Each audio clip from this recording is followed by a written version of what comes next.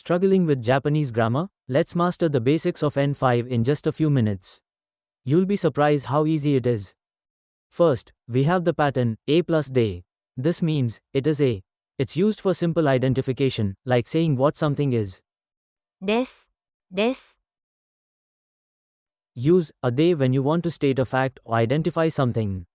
For example, if someone asks what something is, you can answer with this pattern.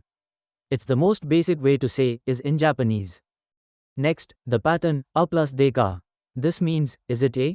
It's a simple question form. Just add ka to turn a statement into a question. ですかですか Use a de ka when you want to ask if something is a certain way. It's like asking, is it, in English. Remember, the particle ka at the end makes it a question, and you can answer with he for yes or ie for no. Now, let's look at a plus deva arimasen. This means, it is not A. It's the negative form of de. ではありません。ではありません。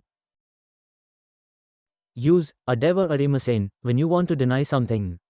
For example, if someone says something is A, but it's not, you can use this pattern. It's the polite way to say is not. Another useful pattern is A mo B de. This means A is also B. The particle mo means also or too. も、も、 Use a mo be de when you want to say that something else is also the same. For example, if you have two items and both are books, you can say this is a book, and that is also a book. It's a great way to add information. Finally, we have A to B de. This means it is A and B. The particle to is used to list nouns.